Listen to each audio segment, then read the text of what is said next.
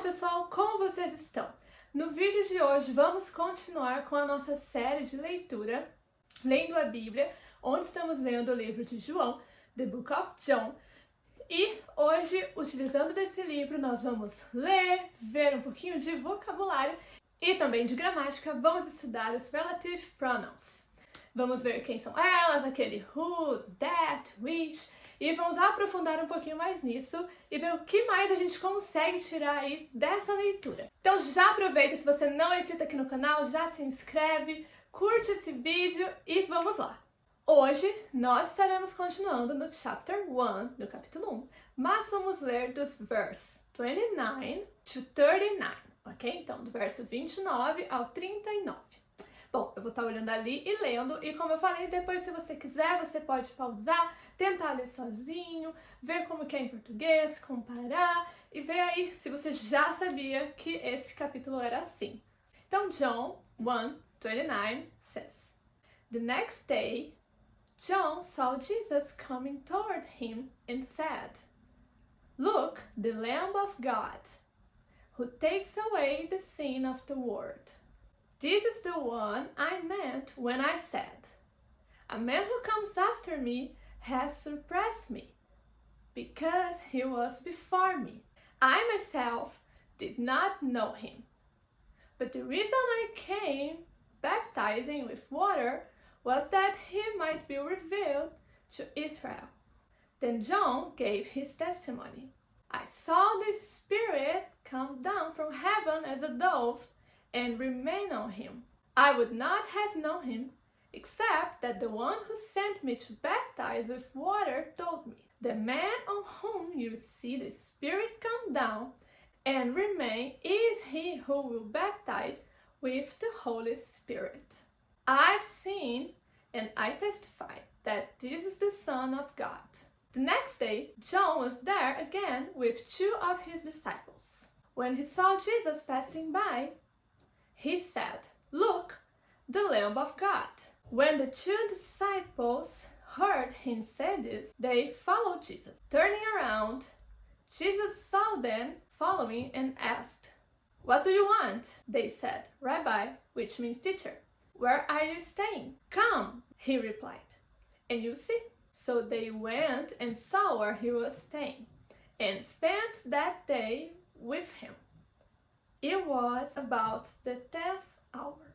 Então, como eu disse, se você quiser retornar, voltar ao vídeo, pausar, tentar ler sozinho, pode tentar. E hoje vamos começar um pouco diferente. Vamos já começar vendo o que a gente consegue tirar um pouquinho aí de gramática desse vídeo e depois eu quero que a gente veja um pouquinho de vocabulário que a gente pega bem interessante aí dessa leitura.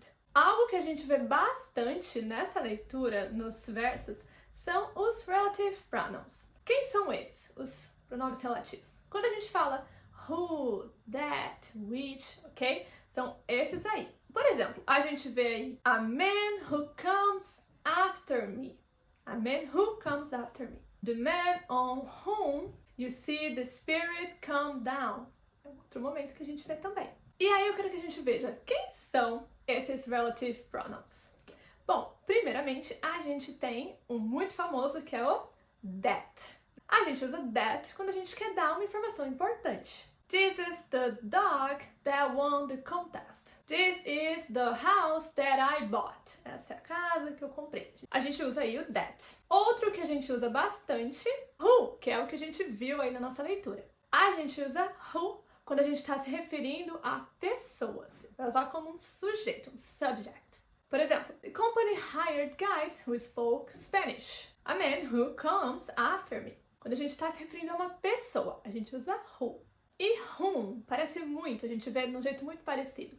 Também é usado para se referir a pessoas. Porém, ele é usado quando a gente está falando da pessoa como um objeto e não como sujeito. Por exemplo, Susan was the one whom Lucy gave the keys to. Tá vendo que é diferente de quando a gente usa who?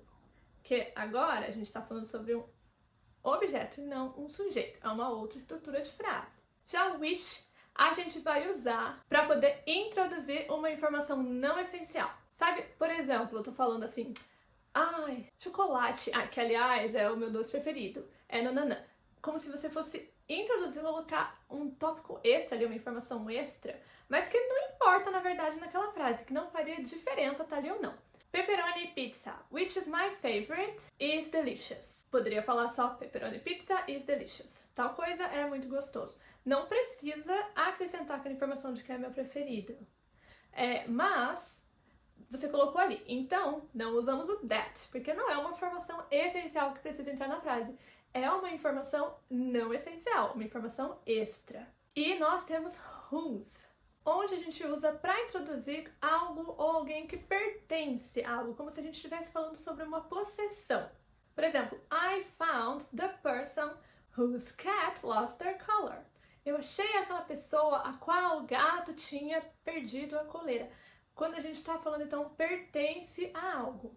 E talvez você fale assim, mas Thaisa, eu já sei usar that, who, eu entendo. O que eu não entendo é por que às vezes ele some, às vezes a gente falaria que, o quem, no português, e na hora de falar no inglês não tem mais, aquilo some.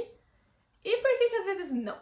O que acontece? Para isso, temos que entender que, às vezes, esse relative pronoun, alguns podem ser omitidos. Não é sempre que ele é obrigatório, mas vão existir situações específicas para isso. Os relative pronouns vão aparecer nas tal relative clauses e existem algumas que são defining e algumas que são não defining. E a gente tem que entender um pouquinho de cada uma delas para entender como a gente chega naquele momento em que a gente pode omitir o that ou who e não falar nada e ficar a frase direto ali. Bom, então primeira coisa. Como a gente já viu, existe um caso em que a gente adiciona uma informação essencial.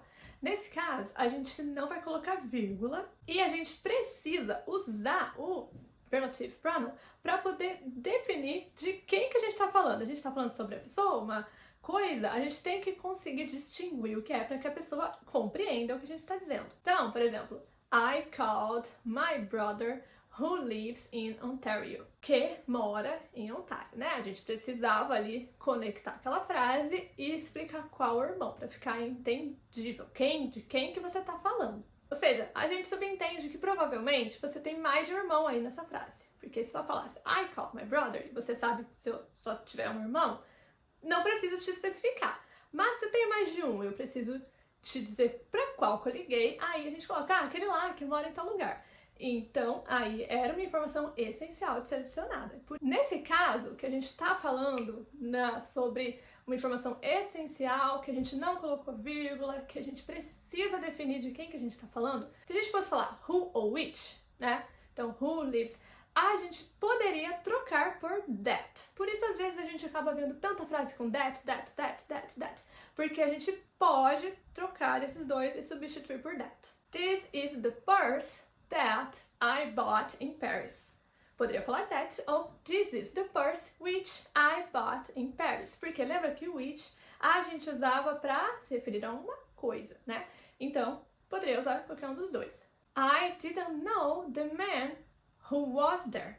I didn't know the man that was there. Tá vendo? A gente pode usar qualquer um dos dois e era uma informação essencial para a frase fazer até sentido pra gente. E aí agora, então estamos aí falando o momento em que precisamos definir, certo?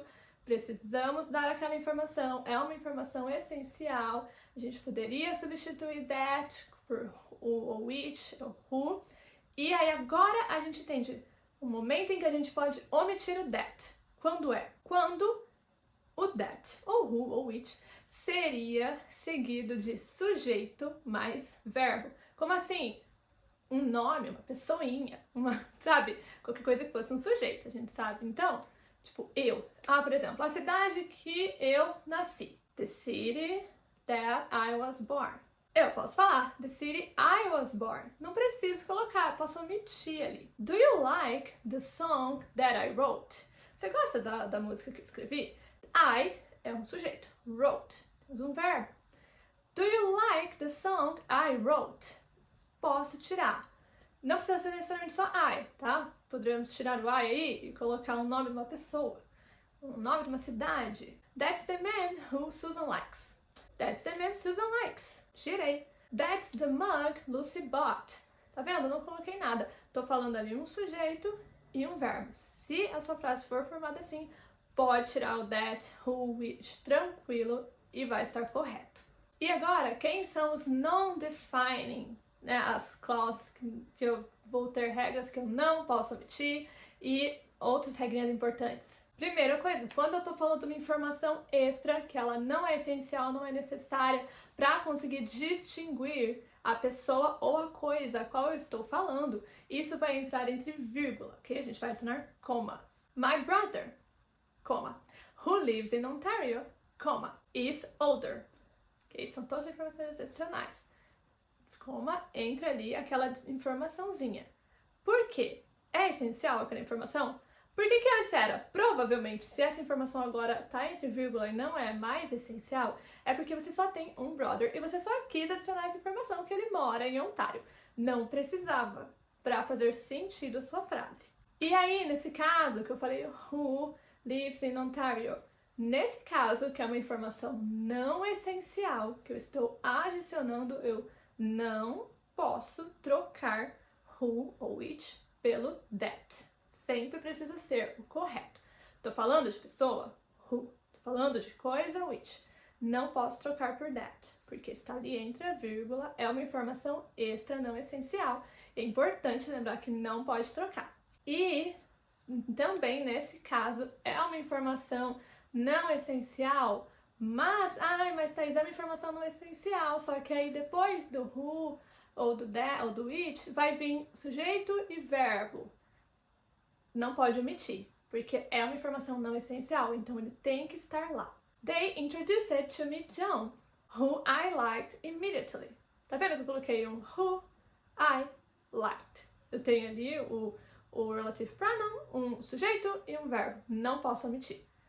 Porque é uma informação que é não essencial. Poderia falar só eles me introduziram o John. A gente adicionou ali aquela informação depois de uma vírgula, e então eu não posso omitir o that nesse caso. Então, essas são as relative clauses. Deixa aí nos comentários pra mim se você conseguiu entender ou se você continuou com dúvida, e a gente pode trazer um outro vídeo, talvez tentando aprofundar um pouco mais nesse assunto, para todo mundo conseguir entender certinho quando usa. Porque é muito importante a gente entender quando omitir, quando não omitir, para não estar omitindo no momento errado, e entender quando a gente usa e para que a gente usa. E agora, continuando com o vocabulário que a gente consegue pegar aí através da leitura que a gente fez, algumas das palavrinhas interessantes que a gente consegue tirar daí. Vamos ver.